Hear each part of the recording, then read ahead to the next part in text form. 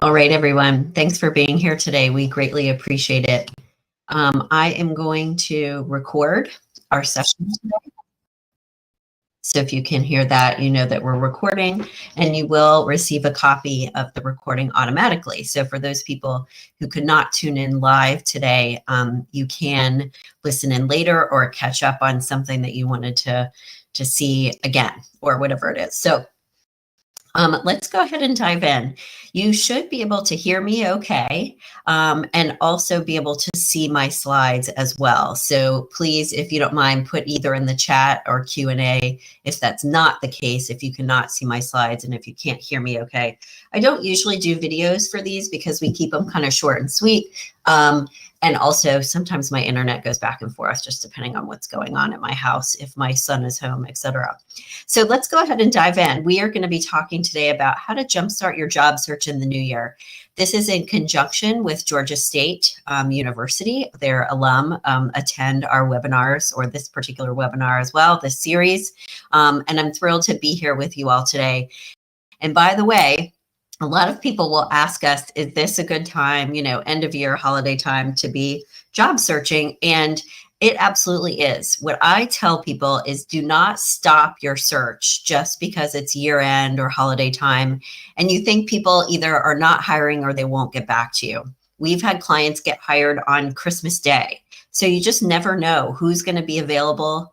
For some people, it's a slower time of year, so they're better able to network.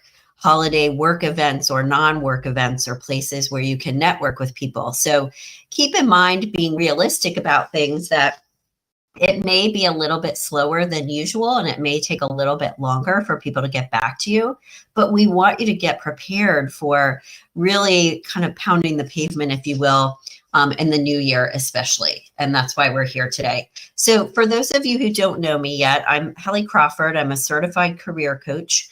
I have been coaching and training since 2002 and loved every minute of it. I have an undergraduate degree from Vanderbilt University and a master's degree from the University of Illinois.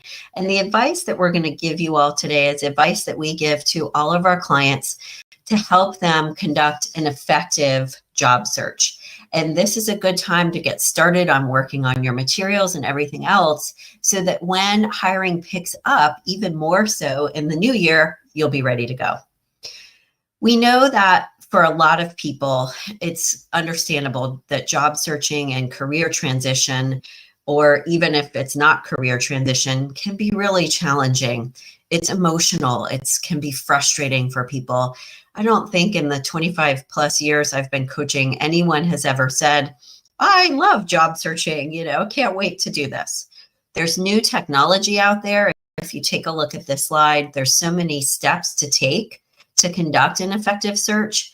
And a lot of our clients understandably will tell us, I don't have time to do this, or I'm not sure how to use my time wisely.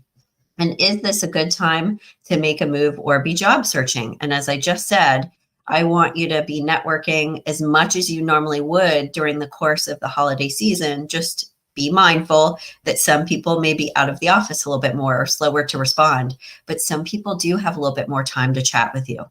And then on top of that, with the challenges with job searching, people have concerns about the economy. I am finding that people are becoming less concerned about it, as it looks like we may not move into a recession in the new year, which would be fantastic. But we know that as part of this, just economic concerns can kind of play into the fears and difficulties with job searching too. So here's what we're going to talk about today, the 4 steps that we want you to work through in the order that they're presented, unless you already know your direction, for example, or you've already worked on your resume and LinkedIn and you're more, in the lower half of the slide here, that's fine. But these are the things we want you to be working on and considering as you progress through your job search, prepare for it and all of that. And you know what, as I think about it and I'm saying this out loud, I feel like your job search is such an organic thing, like an organic process, in the sense that as you progress through your search, you may start actually adjusting your career direction a little bit. Please don't ever think of your resume or LinkedIn as like a static document. It's one and done. And when you're finished with it, you never need to improve it again. There are always things that you can learn and figure out by attending webinars like this, by networking with people, etc., that can help you get that edge over other people. So let's dive in with step number 1. And just as a quick reminder for those of you who have just joined us, you will receive a copy of the recording of this automatically. So just keep an eye on your email for that. So our ideal career model is the main tool that we leverage with our clients to help them define their direction, brainstorm alternative career ideas or job ideas, because some people feel like I might need to expand my search a little bit more. If your search has been going on for a little while, you may want to say, look, I've got a plan A, but I need a plan B and a plan C just in case, so that you've got like other options to apply to help you like cast your net a little bit wider to get something sooner. So I'll go through the model here for just a moment and how we want people to kind of work through this, if you will. We always would like our clients to start with fulfillment first. They usually get the most career ideas from thinking about, okay, what would be rewarding to me? And they brainstorm a lot more ideas based on the fulfillment piece and honestly the strengths piece as well. And then they can narrow things down based on practical considerations. So with the fulfillment piece, this is thinking about, what would be the most rewarding and enjoyable thing or types of careers or jobs for me to be performing and working on? What's the type of vision or mission of an organization that I'd like to work for? What are my values as a person and as a professional? That's what you want to be thinking about for the fulfillment piece. Then we have you move to the left and look at and brainstorm ideas or narrow things down based on what have been my most enjoyable tasks, projects, etc. in my career so far. This can help you think of other possible career ideas or how to combine some of your skills and strengths together to come up with a different career path or something else you hadn't thought of. So that's the enjoyment piece we want you to work on second. The third piece to work on, going to the left again, is your strengths. You really need, when you're job searching, not just to define your direction and know that you're looking at jobs that you would be qualified for, but also this is part of your brand, which we'll talk about in just a few moments. We tend to like the Strengths Finder assessment because it's low cost. It gives you your top 5 strengths.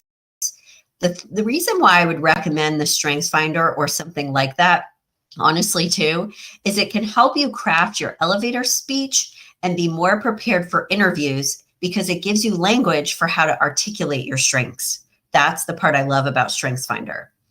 The second 2 pieces going up are education and experience. So when you're thinking about job ideas and defining your next step or the job that you want to go for next, you want to also brainstorm ideas based on past experience. What experiences have you really enjoyed? What education do you want to leverage? Are there ideas from like certifications that you've achieved, even if it was a long time ago, or from college courses that you enjoyed? When our clients think about their work history, they start to brainstorm or think of things that they hadn't thought about before that they actually really enjoyed.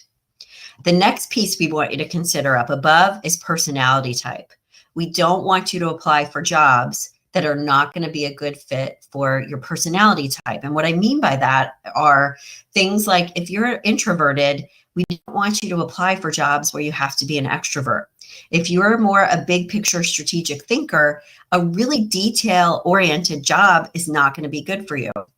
So think about those elements as well, because your personality type, just like your work environment over here, which is next, it's a make or break for whether you're going to be in the right fit or not, and your satisfaction, reward, and enjoyment, and all that other stuff. And you can't change your personality type. You are who you are. So it's a make or break in that regard too. We look at work environment next because that is a big deal too. What we have found is that plenty of our clients, when they come to us, some of them might say, I need to go be a chef or something completely different than what they've been doing before.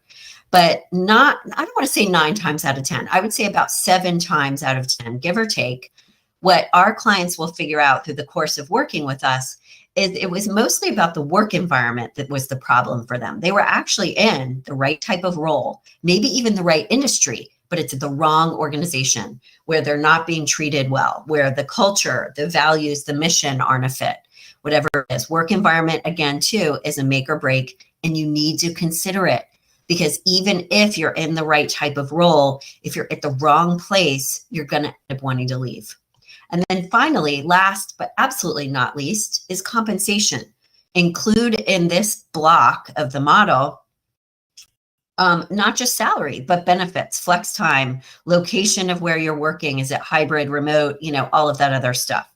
So the first thing you absolutely have to do is be really clear when you're job searching on the roles and types of places that you're targeting, because the more targeted you are, the better your resume is going to be, the better your job search is going to be in the long run. Okay. Now, as I said earlier, and then we'll go to step number 2, is it is okay if you have a plan A, B, and C. There's nothing wrong with that. You can tailor your resume for each of those directions. And if you're in this situation where you need to get something faster, then you may need to kind of cast your net a little bit wider. But please use the career model to help you brainstorm ideas, but also help you narrow down what the right ideas are for you so that you don't jump into something that's not going to be a fit for you long term. All right, let's look at step number 2 on this next slide. The next several things we want you to do is get your materials ready to go. Obviously, this is an obvious step. We want you to think about not just your resume and LinkedIn, but your brand and your elevator speech or pitch as well. These are really critically important. I can't tell you how many times people are like, well, I've been networking, and we find out or ask them, what have they been saying to people, et cetera. And it's not the right thing to help sell them and close the deal. So first of all, you want to be clear about what your brand is. And this is not just, if you look at this slide, it's not just about your strengths, your education, and experience. It is about that, yes. But inside of your brand and your elevator speech, we also want you to have a little bit about your personality type and talk with people too, as you're networking with them, about your values and how they align with the type of organization that you want to be in, the role that you're in, the industry, et cetera, et cetera. Why are you passionate about or interested in those types of roles? Because they're going to be much more motivated to help you, and it's going to be clear what you bring to the table.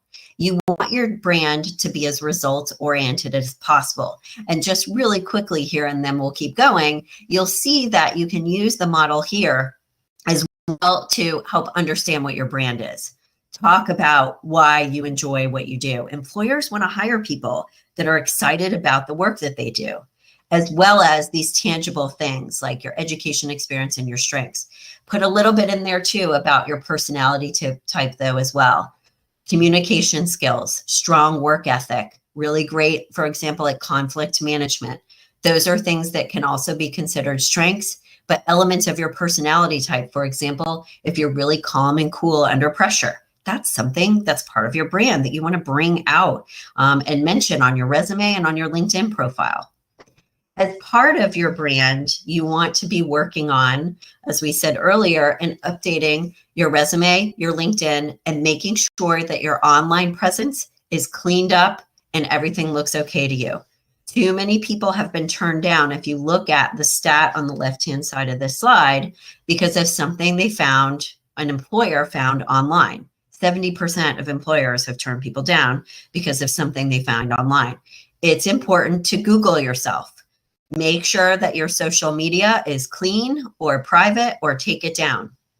So it's not just about your resume and LinkedIn, it's all of these other things too. It's a good idea to Google yourself about every 6 months, just in case you need to see what's out there.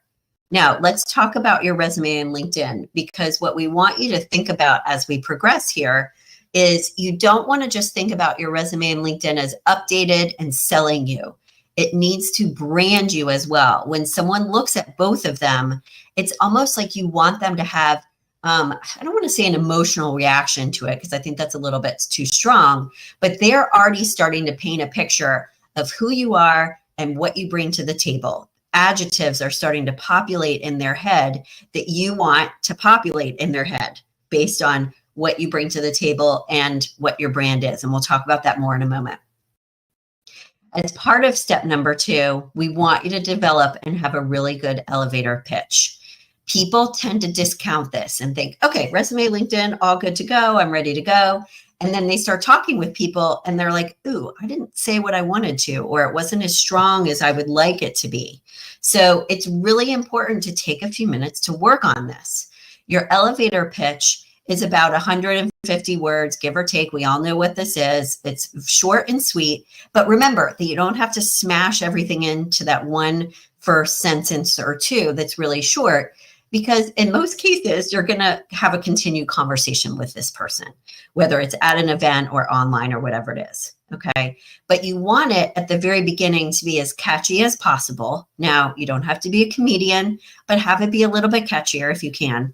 And you want it to spotlight really quickly the uniqueness, what you bring to the table, the benefits and the results that you provide to the people that you work with or for. Okay. When you're starting on your elevator pitch, looking at the next slide, you want to identify your target audience. And what I mean by that is, before you talk with anyone or you attend an event, you want to make sure that you're adjusting your pitch to what you want to ask those people for and who those people are. If you're attending an event, for example, where it's a job search group and no one is employed, like you don't want to necessarily say, could you connect me with someone at your company, right? Like you want to be clear about who you're speaking with in that moment. So your pitch can be relatively, similar or the same across the board, but be ready to make adjustments as needed. As part of writing this up, write down the top 2 or 3 things that people tell you you are best at and the results that you achieve for your customers, your clients, your organization, whoever it is. Write those 2 or 3 things down, because those are the things that you're going to want to incorporate into your pitch. Choose an opening sentence that grabs their attention or that most people can relate to. And you'll see 2 examples on the next slide here. And practice it. Practice it with your spouse, your partner, friends, family. Practice it in front of the mirror. You want it to come out easily, flow, etc. And you don't want to sound like it's the same exact thing that you've written down. Things sound different when you verbalize them versus when you write them. Okay. So one example here at the bottom, I help government agencies and private companies, tells you who he works with, navigate through the environmental compliance minefield. We can all relate to that and imagine, even if we're not in that industry, that it's probably like that. And this particular person, he's an environmental engineer and consultant, deliver results for my clients. He's really good about having his projects completed on budget and on time, which is pretty huge because, as we can all imagine, these tend to go over and cost more. Okay, so this is one example of a possible elevator pitch, but gives you a sense of what you want to start out with when you're talking with people. Then we move to your resume and LinkedIn profile. Now, remember we said a moment ago, you want it to communicate your brand, and we'll show you what we mean by that. Brand as a leader, as a marketing, strategist, or whatever it is that your role is, okay? And there are some tips here about your resume and LinkedIn profile. This is specifically, well, a chunk of it is related to your resume, but some of it is LinkedIn as well. Make sure that you've got enough white space on your resume. Make sure that your resume and LinkedIn are search engine optimized. I can't stress that enough. That's one of the things that people struggle with a little bit these days. The other thing I would say too is make sure that you're mentioning in both places marketable results as much as you possibly can. And on your resume, have a summary at the top so that people know who you are right away. And this is an example. This is one of the formats that we use with our clients. And this is what I mean by branding yourself. We know who this person is right out of the box. And there's a tagline here that starts to sell him right away for what he can bring to the table. So I'm already getting a sense of what this person is like.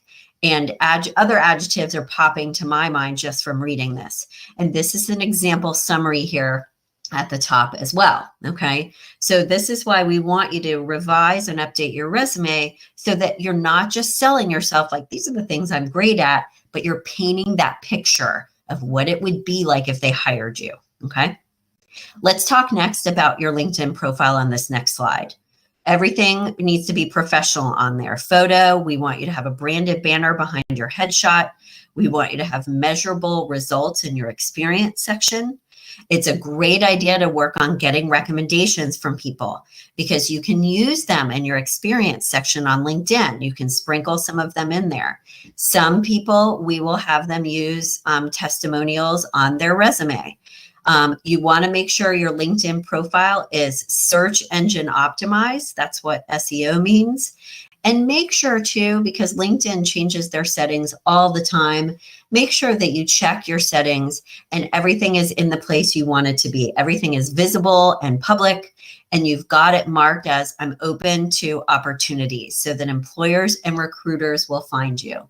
Side note, before we look at an example branded banner, is your skills section is important on LinkedIn. It used to not be as important, but it's a big deal now, at the very bottom. You want to make sure you have at least 42 or more skills in there that employers and recruiters might be searching for if they were searching for someone like you, okay? And as part of branding yourself on LinkedIn, professional headshot, we talked about that already, but we want our clients to have a branded banner. So a banner behind their head that is either something personal to them, that could be a talking point. It could be your city skyline. It could be something else. This person, for her, we chose an industry specific type of image because she loves dogs and she's in veterinary pharmaceutical sales. You know right away who she is. She's in professional services for veterinarians. That's who she calls on. And she manages sales teams in the Southeast for veterinary pharmaceutical sales. So you get a sense right away of who this person is because of her banner. This is one place here underneath your headshot where you want to have everything search engine optimized. That header there underneath your headshot is an important thing for SEO. We do this for our clients all the time. Feel free to reach out to us, admin at Create Your Career Path, or you can reply to any of the emails that we've sent you about the webinar today or anything else, and we'll get back with you and share how we can work with you on these things. They make a difference because they help you stand out. Let's talk about step number 3. Jobs are still found through networking. That statistic still hovers around 60 to 70%.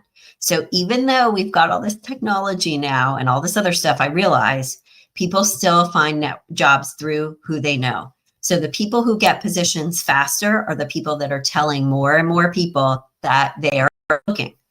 We want you to leverage LinkedIn. We recommend you leverage LinkedIn groups, industry-specific groups, your Alumni Association LinkedIn group.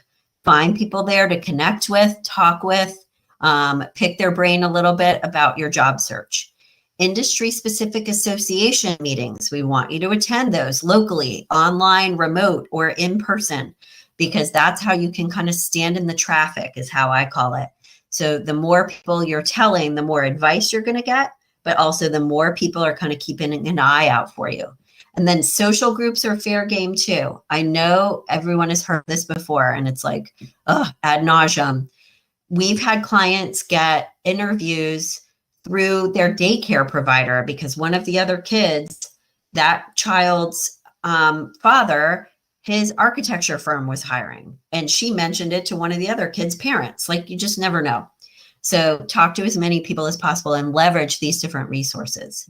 And as part of the networking, we want you to please set some goals for yourself every week or every day, depending on your situation and your schedule. We want you to say to yourself, I want to make 5 new connections, every single week. And I want to have, 5 or 3, or again, whatever's reasonable, informational meetings with people every single week. That if you have set goals for yourself, you're going to be more likely to achieve them. You're going to feel more motivated because you're checking the boxes. Okay. And as much as you possibly can, you want to work on and achieve those goals, as well as applying for jobs online as appropriate. A couple of other things: join a couple of LinkedIn groups and commit to participating in those, but also identifying people who participate in them already, because those are people that are more likely to be open to networking and talking with you. And it's a good idea to look for on LinkedIn reputable recruiters who specialize in your industry, who are local to you. The big ones are great, like Korn Ferry and all of that, but they only work with really big searches, C-suite level searches typically. So find some recruiters who are a little bit smaller, if that's your situation, that work within your area, because they can work with you directly regardless of your situation. And finally, as part of step 3, and then we'll get to step 4 and we'll start to close for today at the half hour, informational meetings are one-on-one conversations. They're informational interviews basically, which I'm sure you've heard of before. But we want you to conduct as many conversations or meetings online or in person with people who work either in an industry that you're trying to get into or stay in a role that works for you that you want to apply to, or at an organization that you're interested in. So these are the 3 kind of targets, if you will, for informational meetings. If you feel like you need help with these or the branding or anything else like we're talking about, these informational meetings can be a really big deal. You need to handle them professionally and effectively. The way you network can make or break how your job search progresses. We always offer our clients a free consult, or prospective clients, I should say, a free consult. It's a chance for you to learn about our coaching services. We'll tell you how we can customize a plan for you. And we always offer discounts for people who need it, but discounts specifically as well for Georgia State alum. You just email us at admin@createyourcareerpath.com. And we do have some year-end specials going on that we always run at the end of the year as well. Informational interviews, you want to start with people that you know first. We want you to be prepared in advance for those meetings. Don't just go in cold turkey. Be specific with your questions. Ask questions that make sense for that person, that they can answer for you. Don't just network and talk to anybody or reach out to a bunch of people. Always ask for an introduction first to the people that you want to network with, because they're going to be much more likely to get back with you if an introduction has been made. And ask them when they make the introduction if they will include you on that introduction, because then you have that person's contact information, because it's your job to follow up with them. You're the one that wants something, right? So always ask for an introduction. Don't just be blindly reaching out to people, okay? It'll be much more effective if you do that. And make sure that you're professional at all times. Obviously, we all know this. And follow up with them. Whenever you're talking to a new person, you always go back to the person who made that introduction for you and let them know, hey, I spoke with Susan. She was incredibly helpful. Thank you so much. Like, you want to keep people posted along the way. It shows your professionalism. It lets them know that you use their time wisely. And when you're prepared with specific good questions in advance, they're more likely to help you too, because again, they feel like you've used their time really wisely. And step number 4 to jumpstart your job search in the new year is to make a plan. We've talked about a plan in terms of setting goals for networking for every day and every week. You want to determine your long-term direction, as we talked about today. We want you to have a schedule for your job search. I sit down at my desk at 9. I work till 11:30. I take a break for lunch. I go to the gym. I come back and work a couple more hours on my job search. Okay. Make sure that you're staying really organized during the course of your search. We like for our clients to have an Excel spreadsheet where they're tracking everything that they're doing, not just job applications, but the job titles, the job boards that they like, the conversations with recruiters, and networking connections as well. And 2 other little nuggets. Make sure that your cell phone voicemail is updated. It's your voice, so people know they've reached you and not the wrong person, and it's professional and upbeat. And create a job search, either email address or use the one you have. If it's professional and it has your name in it and people will know who you are, but have a branded signature that goes out with every single email that you send. You need to make it easy on people to get back with you and contact you, okay? All right, so action steps. If you would write down, before we go today, 2 action steps that you would take in the next week, I would be so thrilled. They can be baby steps. You don't have to do everything at once. It could be anything like, I need to define my goals a little bit more. I need to conduct more informational interviews or meetings. I need to do a little bit more research on my market and what the trends are, etc. Please feel free to reach out to us. If you would like to do a consult, it's admin at Create Your Career Path for new clients.